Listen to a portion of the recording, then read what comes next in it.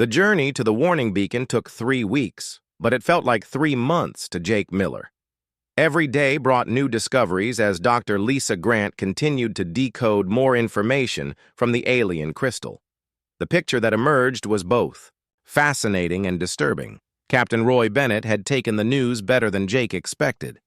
Roy was a practical man who had spent 30 years in space, and he understood that the universe was full of surprises.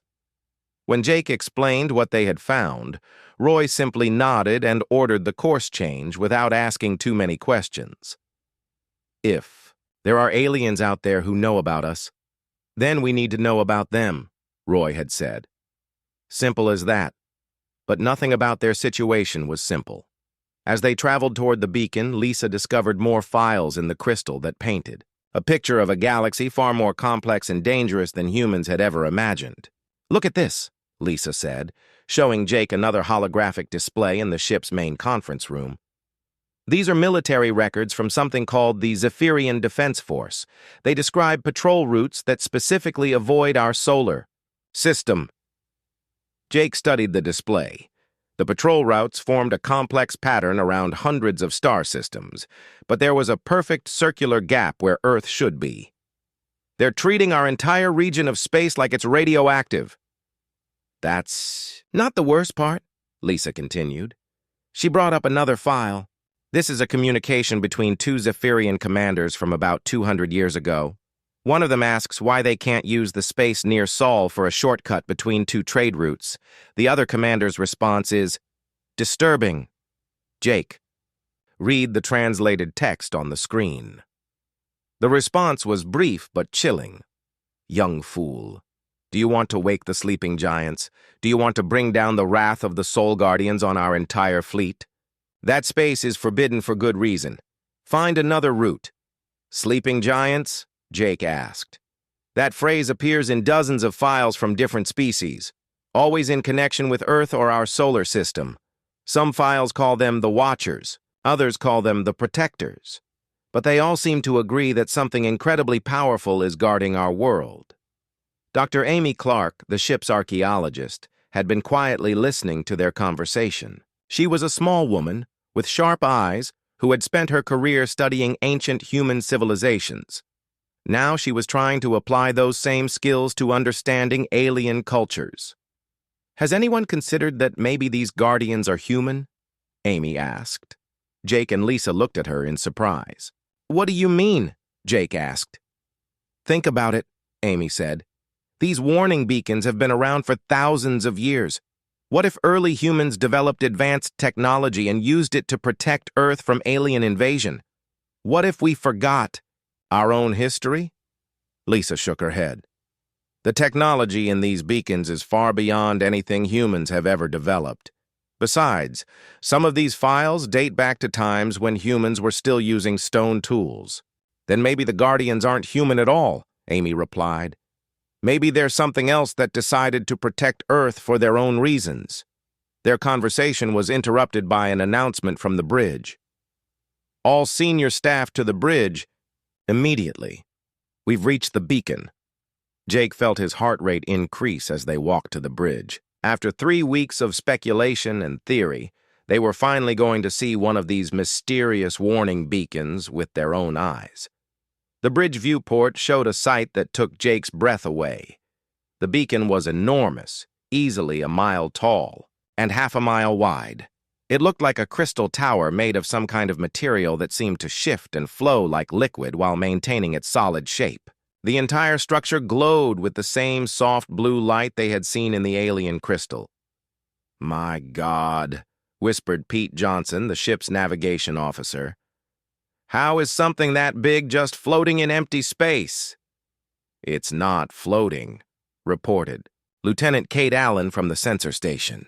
"It's anchored to the fabric of space-time itself. The readings I'm getting don't make sense according to our physics." Captain Bennett ordered the ship to approach slowly. As they got closer, the beacon began to react to their presence.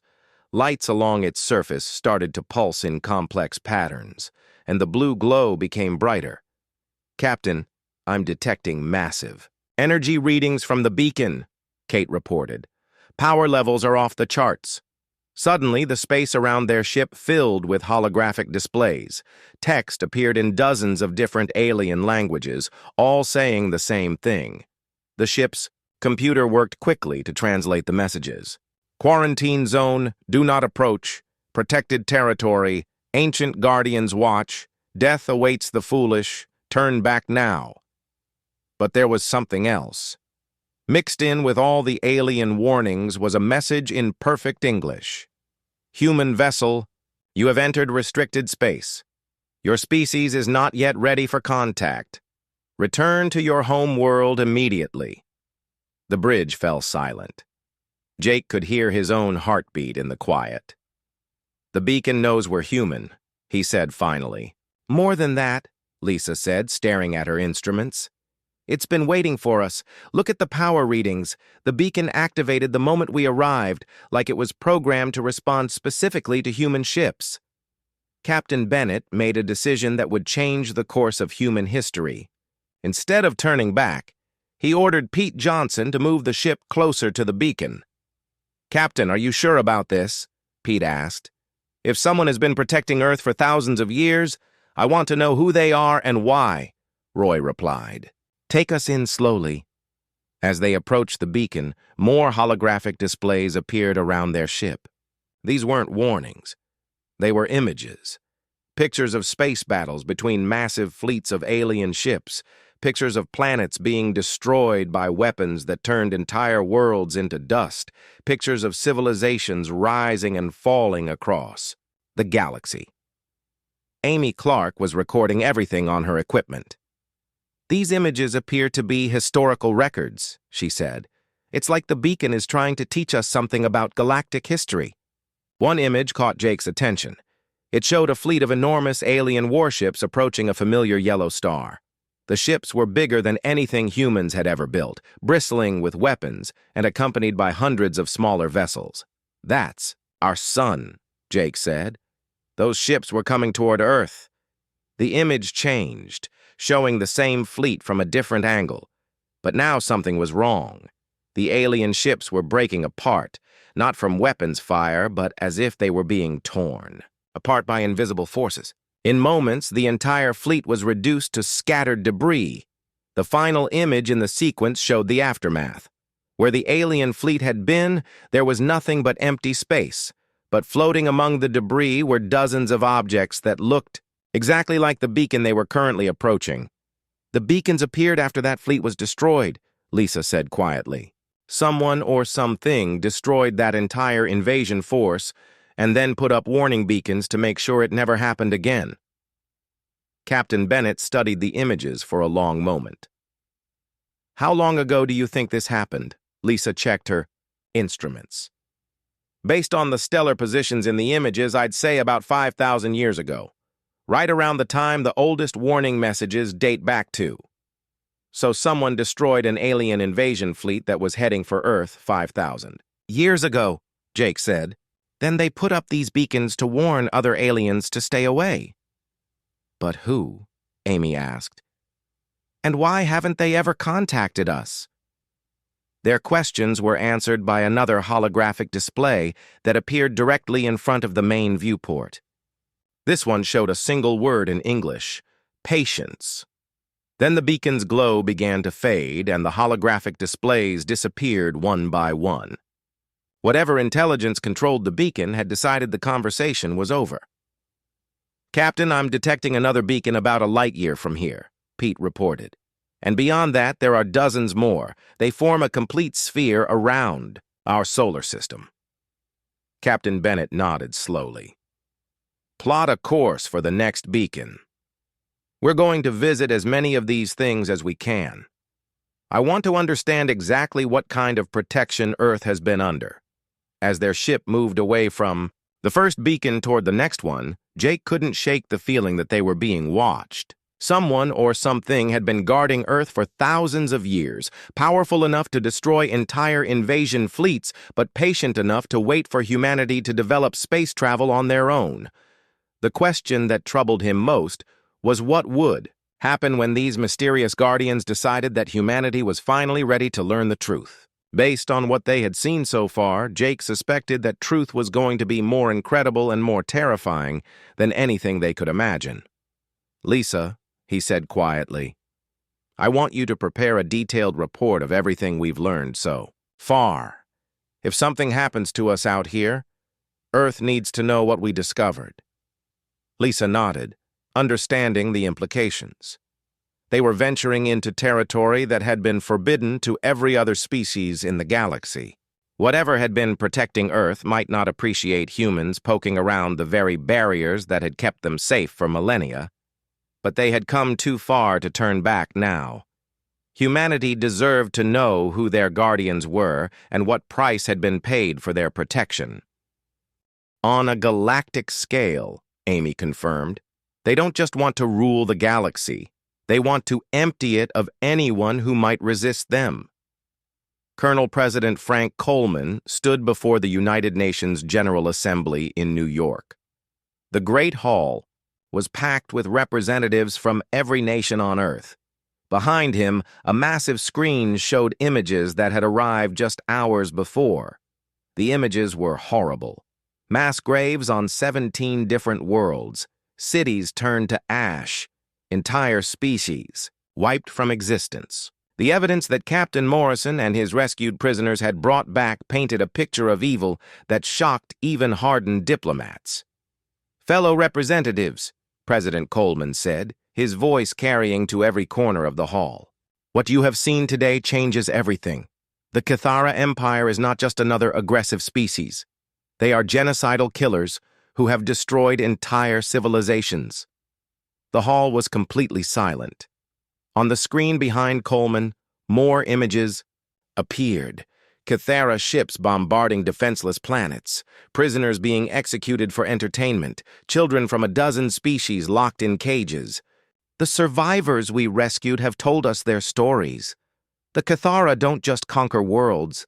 They study each species to learn how to kill them more efficiently. They keep some alive as slaves and entertainment. The rest they murder." Representative Sarah Kim from South Korea raised her hand. "Mr. President, what are you asking us to do?" Coleman turned to face the assembly.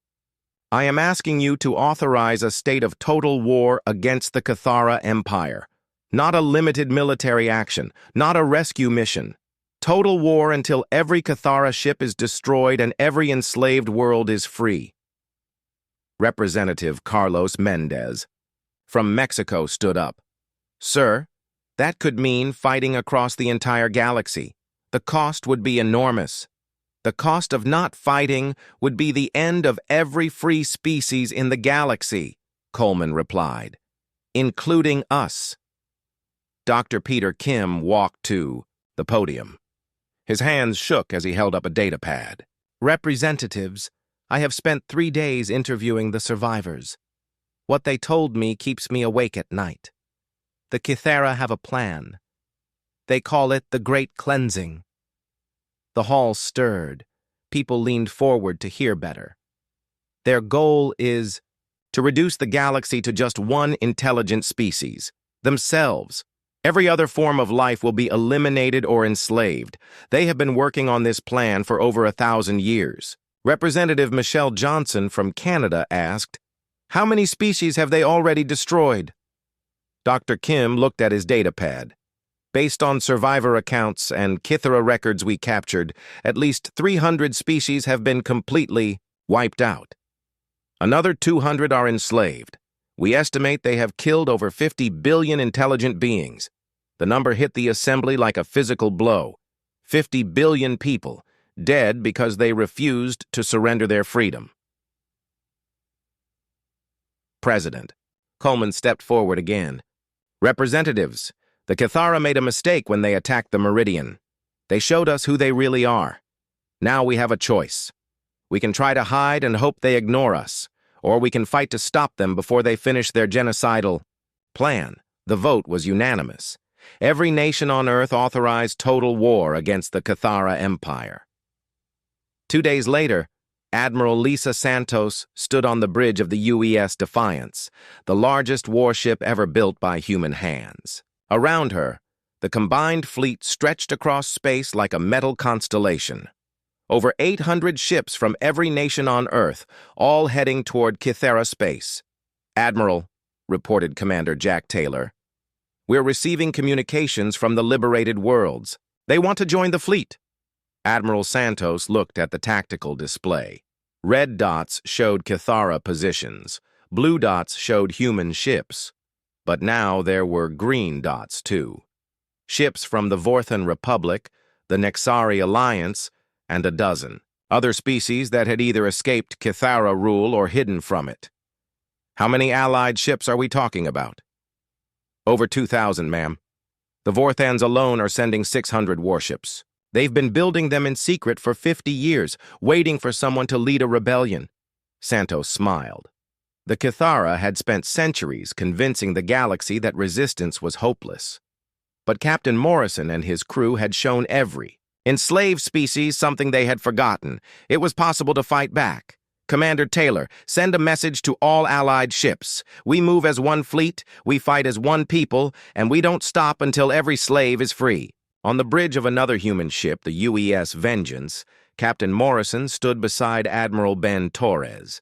Morrison had been promoted after his rescue, but he had asked to stay with the fleet. He wanted to see this through to the end. "Jake, Admiral." Torres said, "Your intelligence about Kythera military structure has been invaluable. Our first targets should be their communication hubs and supply bases." Morrison studied the star chart. "Ben, I don't think we should target their military first." "What do you mean?" "I think we should target their slave worlds. Free the prisoners, recruit the survivors, show every enslaved species that the Kythera can be beaten." Torres nodded slowly. "That's not how we usually fight wars. This isn't a usual war. This is about freeing an entire galaxy from a 1,000-year-old nightmare. The first battle of the liberation began at the slave world of Korvac III. The planet held over 50 million prisoners from 30 different species. They worked in mines and factories, producing weapons and supplies for the Kythera military. The combined fleet dropped out of faster-than-light travel just outside the planet's defense grid. The Kythera garrison was caught completely off guard. They had never faced a coordinated attack by multiple species before. Admiral Santos led the attack personally. Her ships punched through the orbital defenses in less than an hour. But instead of bombing the planet, they sent down dropships filled with Marines and liberation specialists. The fighting on the ground was fierce but short. The slave populations rose up to help their liberators.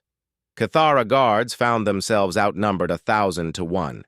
Within 6 hours, Korvac III was free. Captain Morrison walked through the liberated prison camps with Dr. Kim.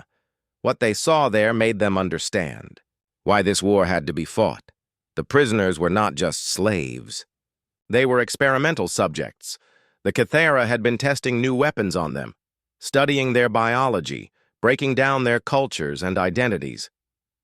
"My God," Dr. Kim whispered as they passed a building full of cages. "They're not just killing species. They're trying to understand how to kill them better." Morrison knelt beside a Vorthan child who couldn't have been more than 10 years old.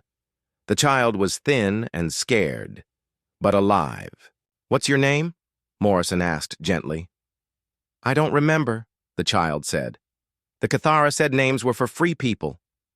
Morrison felt rage building in his chest. This wasn't just war. This was the systematic destruction of everything that made life worth living. "Your name is important," Morrison told the child. "You're free now. You can choose any name you want." The child thought for a moment. "I want to be called Hope." Morrison smiled through his anger. "Hope is a perfect name." As the combined fleet moved from world to world, liberating slave populations and recruiting new allies, something unprecedented began to happen. The galaxy started to unite against the Kythera Empire. Species that had been enemies for centuries began working together. The Vorthan Republic shared their advanced shield technology with human ships. The Nexari Alliance provided intelligence about Kythera tactics, Even tiny species with only a few ships contributed what they could, but the Cathara were not passive.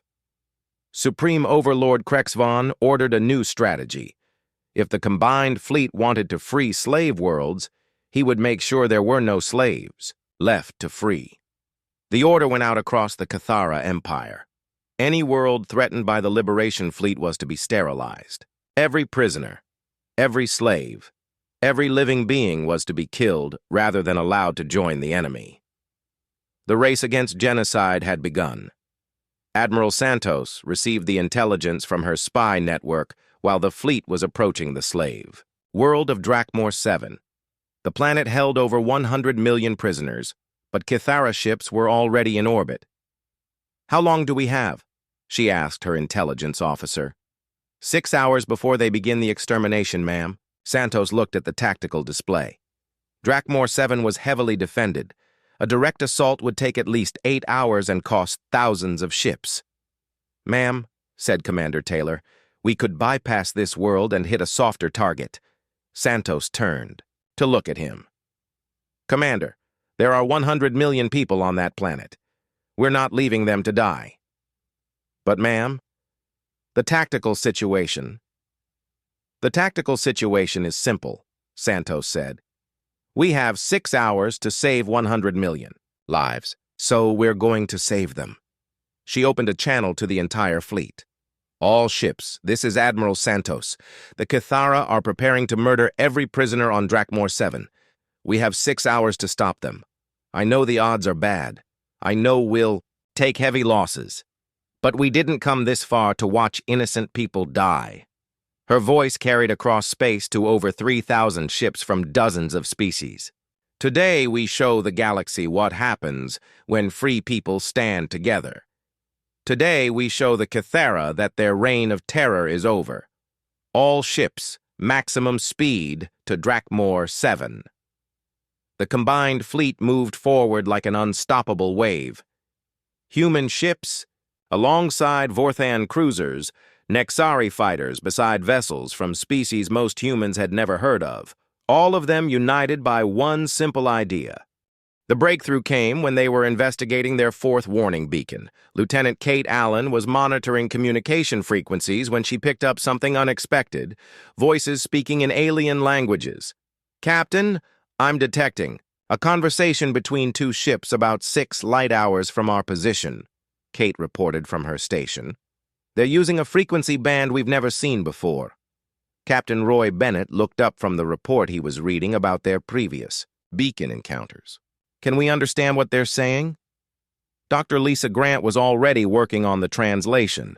The ship's computer had been learning alien languages from all the data they had collected, and it was getting better at real-time translation. "Give me a few minutes," Lisa said, her fingers flying over her control panel. "I'm picking up references to something called the Sol anomaly. That's what some aliens call our solar system." Jake Miller moved closer to listen. This was their first chance to hear living aliens discussing Earth, not just read old files and warnings. The translation came through in broken English at first, but it quickly became clearer as the computer learned the language patterns.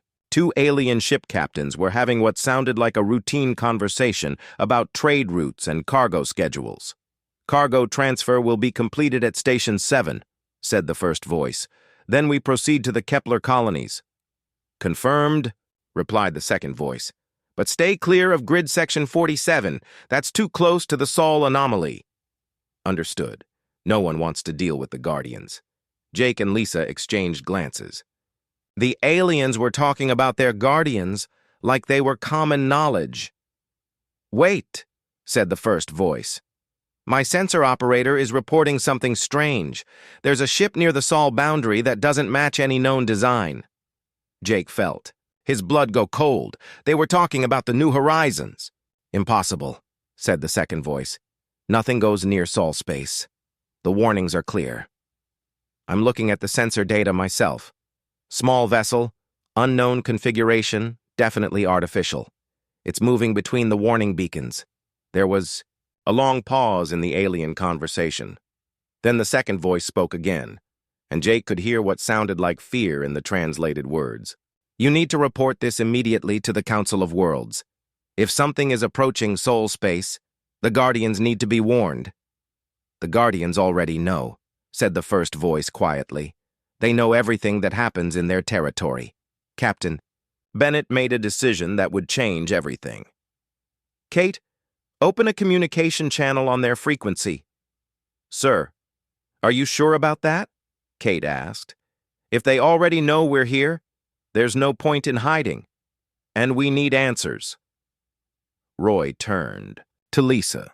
Can you translate our speech into their language? Lisa nodded and began setting up the translation system. Ready, Captain. Roy activated the communication system. Unknown vessels, this is Captain Roy Bennett of the human ship New Horizons. We come in peace and wish to speak with you. The alien communication channel went silent for several long minutes. Finally, one of the voices responded, and Jake could hear the shock in the translation. Did that transmission come from Sol space? Confirmed, Roy replied. We are humans from the planet Earth. We have discovered your warning beacons and wish to understand why our solar system has been marked as forbidden territory. Another long silence. Then both alien voices began speaking rapidly in their own language. The computer struggled to keep up with the translation, but Jake caught fragments.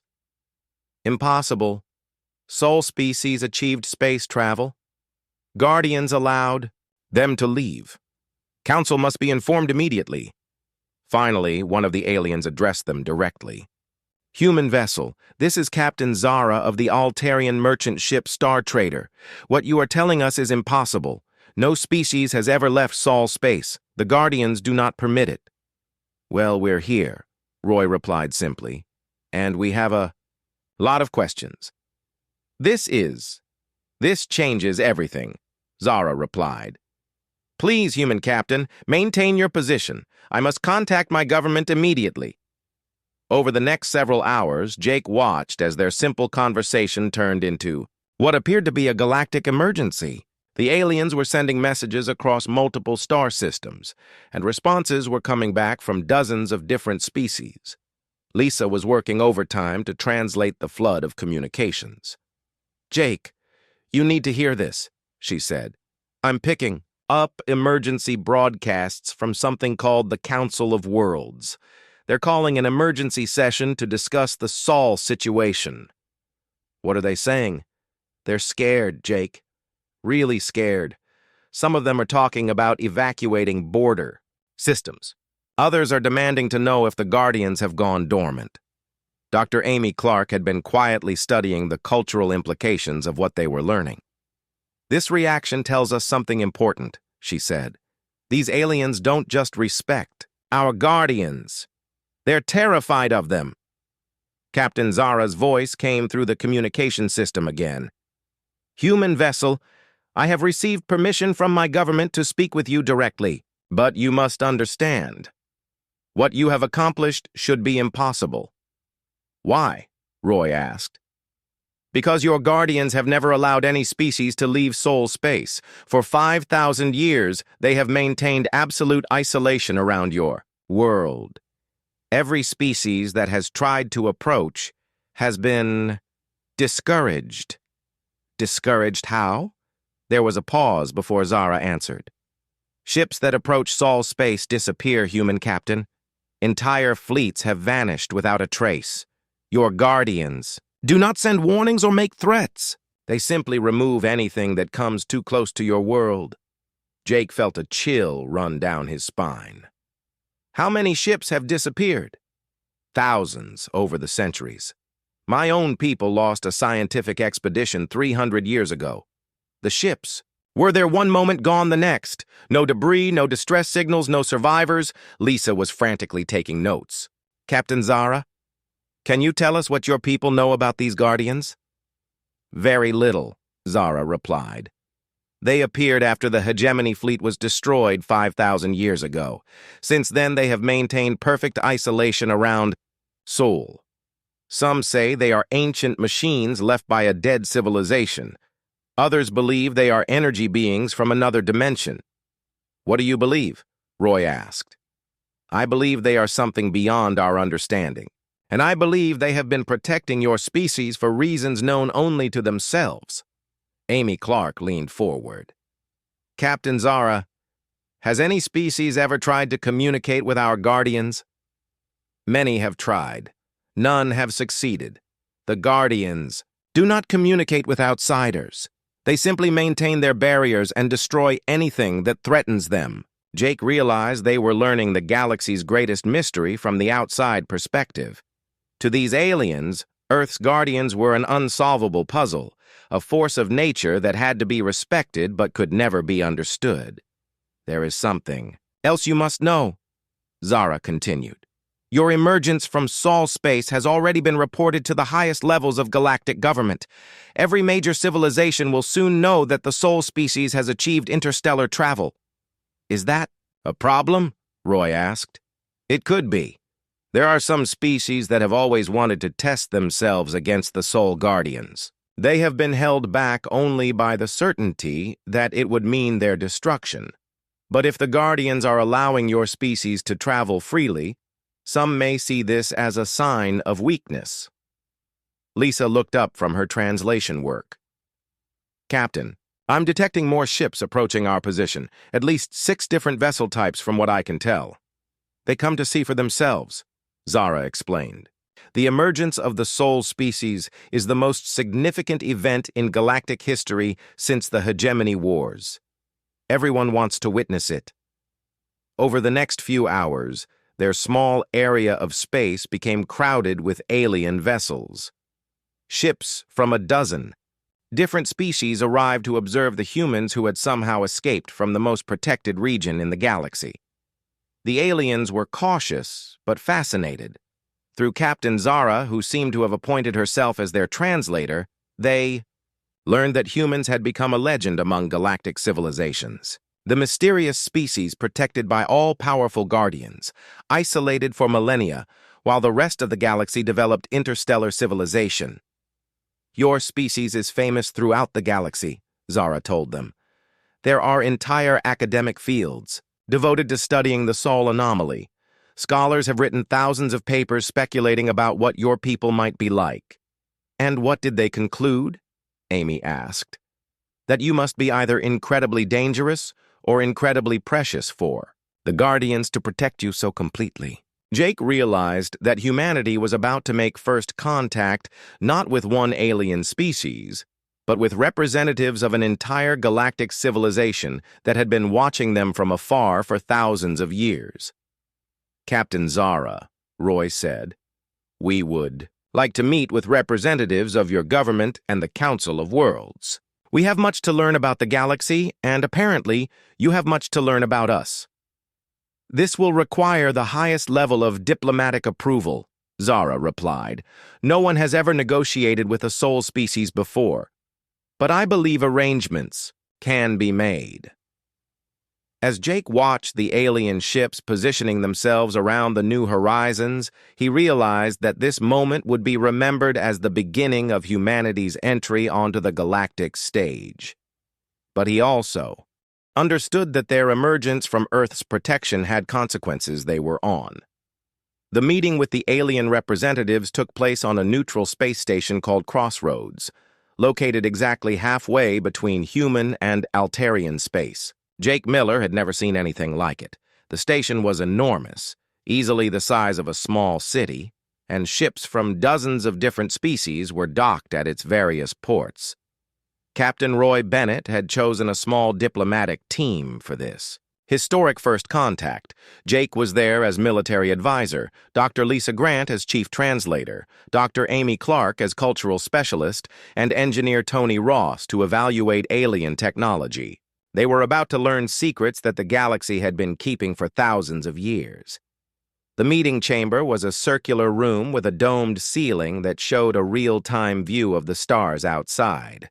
Representatives from 12 different alien species sat around a curved table, with the humans taking their place at one end. Jake noticed that several of the alien delegates kept staring at them, with what looked like a mixture of curiosity and fear.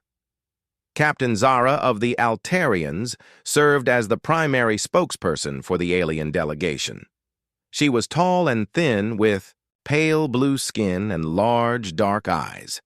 When she spoke, her voice carried an odd musical quality that the translator had trouble capturing. "Before we begin formal discussions," Zara said, "there is something you must understand about your place in galactic history. Your emergence from soul space is not just unusual.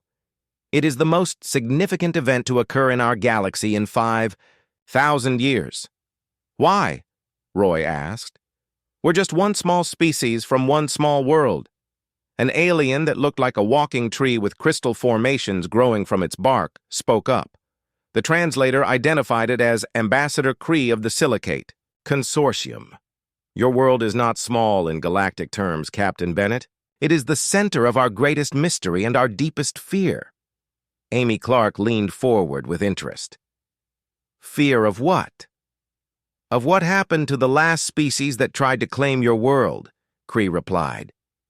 "We call them the hegemony, and they were the most powerful civilization our galaxy has ever known." Lisa was already taking detailed notes. "Can you tell us about this hegemony?" Zara activated a holographic display above the table. It showed a map of the galaxy with vast areas marked in red. At their height, the hegemony controlled over 40% of known space. They had technology that made our current civilizations look primitive. Their ships could destroy entire planets with single weapons. Their armies conquered hundreds of species.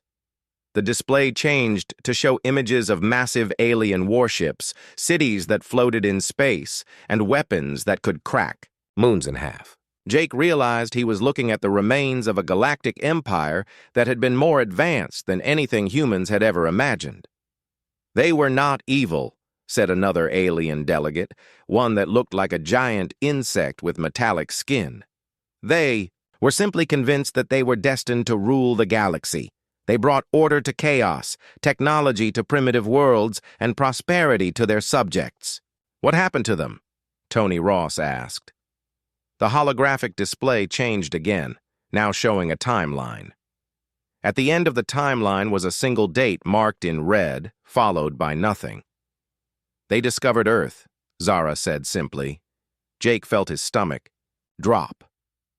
"They tried to invade our world." "More than that," Kree replied. "They decided to make Earth the capital of their empire. According to historical records, they saw your world as the perfect center for galactic civilization.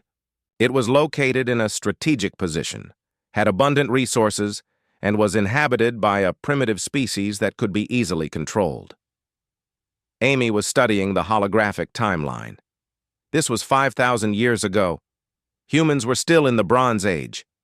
"Yes," Zara confirmed.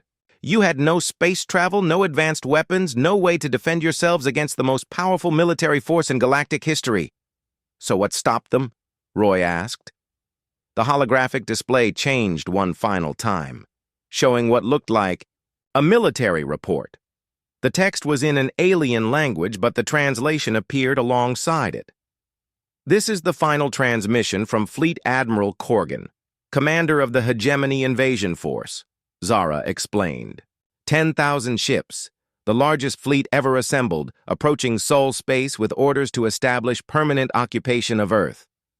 Lisa read the translated message aloud. "Approaching target system. No signs of organized resistance. Primitive. Inhabitants appear unaware of our presence. Beginning final approach to primary world. Victory is assured." That was the last anyone ever heard from the entire invasion fleet, Kree said quietly. Jake stared at the display. 10,000 ships. Just disappeared? "Without a trace," confirmed another alien delegate. "This one resembling a large bird with 4 arms. Months later, scout ships were sent to investigate. They found no debris, no energy signatures, no evidence that the fleet had ever existed. But they did find something else," Zara added. The display showed familiar images of crystal warning, beacons. These appeared throughout the galaxy overnight, thousands of them, all carrying the same message in every known language. Tony leaned back in his chair. "Someone destroyed an entire invasion fleet, and then put up warning beacons to make sure it never happened again. Not someone, Cree corrected. Something. The beacons carried additional information. Technical specifications that proved they were built using technology far beyond even hegemony science. Whoever built them existed on a level of technological advancement that made the galaxy's most powerful empire look like children playing with toys. Amy was fascinated by the cultural implications. How did the galaxy react to this? Panic, said the bird-like alien. The hegemony had been the dominant power for over 1,000 years. Their disappearance left a power vacuum that led to centuries of war and chaos. But more than that, Zara continued, it proved that there were forces in the galaxy beyond anything we understood. The warning beacons made it clear that Earth was under the protection of these forces, and that anyone who approached would suffer the same fate as the hegemony. Lisa was studying the technical specifications displayed alongside the beacon images. These power readings are incredible. Each beacon generates more energy than our entire homeworld uses in a year. And remember, Cree added, there are thousands of them surrounding your solar system. The amount of power required to maintain that network is beyond calculation. Jake realized they were learning about their own guardians from the perspective of an entire galaxy that had spent 5,000 years trying to understand them. Has anyone ever tried to study these guardians directly? Many have tried, Zara replied. Scientific expeditions, military reconnaissance, even diplomatic missions, all have failed. Ships that get too close to Sol's space simply vanish.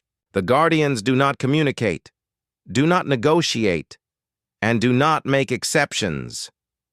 Except for you, the insect-like alien pointed out. You are the first soul species to ever leave your protected space. This suggests that the Guardians have decided your people are ready for contact with the broader galaxy. Tony had been quietly studying the technical data. Or it means something has changed about the Guardians themselves. The room fell silent at this suggestion. Jake could see that the alien delegates were uncomfortable with the idea that their most fundamental assumption about the galaxy might be wrong. What do you mean? Zara asked carefully. Think about it, Tony continued. For 5,000 years, these Guardians maintained perfect isolation around Earth. Nothing got in, nothing got out. Now suddenly humans are free to travel wherever they want. Either the Guardians have decided we're ready, or something has happened to them. Kree's crystal formations began to glow brighter, which Lisa's translator indicated was a sign of agitation. If the Soul Guardians have been compromised, the entire galactic balance of power could shift overnight. That's not necessarily a bad thing, Amy pointed out. Maybe it's time for the galaxy to move beyond living in fear of ancient mysteries. The bird-like alien ruffled its feathers. You do not understand, human. The Guardians have been more than just protectors of your world.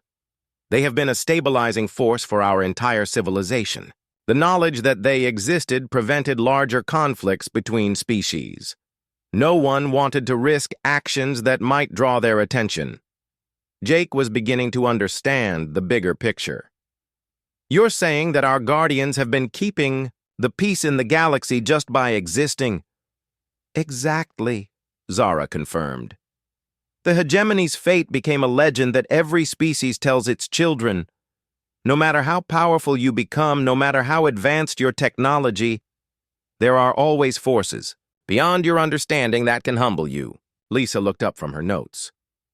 But now we're here, talking to you freely. What does that mean for galactic stability? The insect-like alien clicked its mandibles together, which the translator indicated was equivalent to nervous laughter. It means we are sailing in uncharted waters, Dr. Grant. For the first time in 5,000 years, we must consider the possibility that the galaxy's most powerful force might no longer be watching. Roy had been listening quietly to the discussion, but now he spoke up. There's another possibility none of you have considered. What's that? Zara asked. Maybe the Guardians didn't disappear or become weak. Maybe they decided it was time for humanity to take their place. The suggestion sent a wave.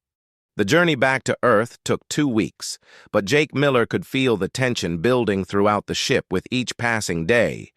Dr. Lisa Grant was constantly monitoring galactic communication channels, and the news was getting worse by the hour. 3 more species have announced military exercises near the Sol boundary, Lisa reported during their daily briefing. The Krillian Empire is moving their entire Third Fleet toward our sector. Captain Roy Bennett studied the tactical display showing alien fleet movements throughout their region of space. Red markers indicated hostile forces, yellow showed neutral observers, and green marked their few potential allies. There was far too much red on the screen. "How many ships are we talking about total?" Roy asked. Engineer Tony Ross had been working with Lisa to analyze the alien fleet compositions. "Best estimate is over 2,000 ships from 8 different species. Some are small scout vessels, but others are massive battleships that could destroy a planet." Dr. Amy Clark was studying the cultural implications of what they were seeing. "This isn't just military opportunism," she said. "This is 5,000 years of pent-up curiosity and fear finally exploding into action. The galaxy has been waiting for a chance to solve the Sol mystery, and we just gave it to them." Jake felt the weight of responsibility settling on his shoulders. Their small exploration mission had somehow triggered what looked like it could become the largest military confrontation in galactic history. "There's something else," Lisa continued.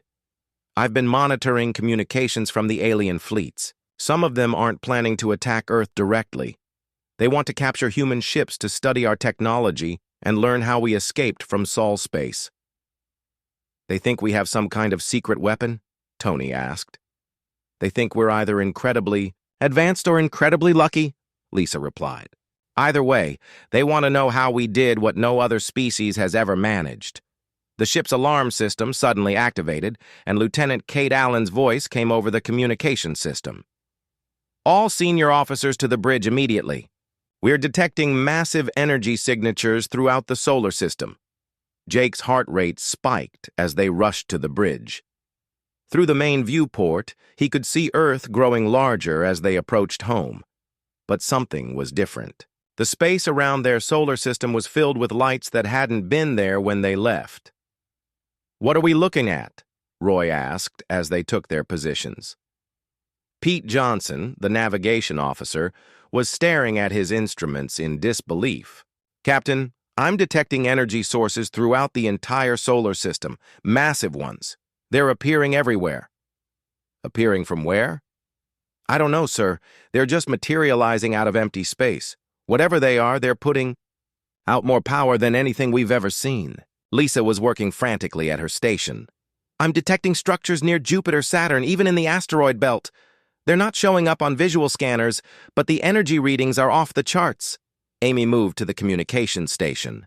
"Are we receiving any signals from these energy sources?" "Nothing directed at us," Kate replied. "But there's some kind of background transmission filling all frequencies. It's not in any language I recognize." Jake stared out at the space around. Earth. Their homeworld looked the same as always, blue and green and peaceful. But now he understood that it had never been undefended. The Guardians had been there all along, hidden and waiting. "Captain," Pete said quietly, "I'm also detecting alien ships at the edge of the solar system. They're maintaining position just outside the old warning beacon perimeter." "How many ships?" "Dozens, sir. Maybe hundreds. They appear to be waiting for something." Roy made a decision that Jake knew was either brilliant or suicidal. "Open a communication channel to the alien fleets." "Sir, are you sure?" Kate asked. "If there's about to be a battle for Earth, I want our neighbors to know we're home." Kate opened the channel and Roy addressed the gathering alien forces. "Attention all vessels. This is Captain Roy Bennett of the human ship New Horizons. We are returning to our home world. Please state your intentions." The response came from multiple sources simultaneously. Captain Zara's voice was among them. "Human vessel, you must leave Sol space immediately. Something is awakening in your system. Our sensors are detecting power levels beyond anything in recorded history." "We're already home," Roy replied. This is our space. Another voice joined the conversation, one Jake didn't recognize. Human captain, you do not understand. The energy signatures your system is producing could destroy entire fleets. Our ships are maintaining safe distance, but if you approach closer, you may trigger a response. Tony was studying the energy readings on his instruments. Captain, whatever's happening out there is centered on Earth itself. The power sources are forming some kind of grid around our planet. It's a defensive network, Amy realized. The Guardians are responding to the presence of the alien fleets. As if her words had triggered something, the space around the New Horizons suddenly filled with light. Not harsh or blinding, but a soft, warm glow that seemed to come from everywhere at once. Then a voice spoke, and Jake knew immediately that this was not coming from any alien ship. The voice seemed to originate from inside his own mind, speaking in perfect English, with no trace of accent or emotion. Human vessel New Horizons, you have returned home. Your journey beyond the protective boundary has awakened forces that have slept for millennia. Please maintain your current position while we address the situation. The bridge fell silent. Jake could feel his hands shaking as he realized they were finally hearing from the mysterious guardians that had protected Earth for thousands of years. Roy found his voice first. Who are you? We are those who have watched over your species since before your recorded history began. We are the guardians of this system, the protectors of your world, and the shepherds of your development. Why have you protected us? Amy asked. Because your species possesses qualities that are rare in this galaxy, qualities that will be needed in the trials to come. Lisa was recording everything, her hands moving quickly over her instruments. What kind of trials? The response came with images that appeared directly in their minds. Jake saw vast regions of space where stars had gone dark. He saw entire galaxies that had been reduced to empty void. And moving through the darkness, he saw shapes that hurt to look at directly, and enemy approaches from beyond the galactic rim, and force that consumes matter and energy, leaving only emptiness in its wake. The traditional civilizations of this galaxy lack the flexibility necessary to combat this threat. But humans do? Tony asked. Humans possess the capacity for rapid adaptation, creative problem-solving, and unconventional thinking. These qualities, combined with proper guidance, may provide the galaxy with its only hope for survival. Jake felt the weight of cosmic responsibility settling on his shoulders. What do you want from us? We want you to become what your species has the potential to be, but first we must deal with the fleets that threaten your world. Through the viewport, Jake could see the space around Earth beginning to change. Structures that had been invisible moments before were becoming visible as they charged with energy. They looked like crystalline towers similar to the warning beacons, but impossibly large and beautiful. Attention, all non-human vessels, the Guardian voice spoke again. But now it was being broadcast on all frequencies for the alien fleets to hear. You have entered protected space without permission. Withdraw beyond the warning perimeter immediately, or face the consequences. The response from the alien fleets was immediate panic. Jake could hear dozens of different voices on the communication channels as ship captains tried to coordinate emergency retreats. But not all of them were retreating. Lisa's instruments showed several large ships continuing to advance toward Earth. Captain, she reported, 3 Krillian battleships are ignoring the warning. They're powering up their weapons systems. The Guardian's response was swift and terrible. The advancing battleships simply stopped existing. One moment they were there, massive vessels bristling with weapons and armor. The next moment there was only empty space, not even debris to mark where they had been. The effect on the remaining alien fleets was immediate. Every ship began retreating at maximum speed, some of them broadcasting surrender messages as they fled. But the Guardian voice wasn't finished. Human vessel, please proceed to Earth orbit. Your people must be prepared for what is coming. The galaxy's long isolation is ending, and your species must decide what role it will play in the events ahead. As the New Horizons approached Earth, Jake could see that their homeworld was no longer undefended. Massive defensive platforms had appeared in orbit, and the space around the planet hummed with protective energy.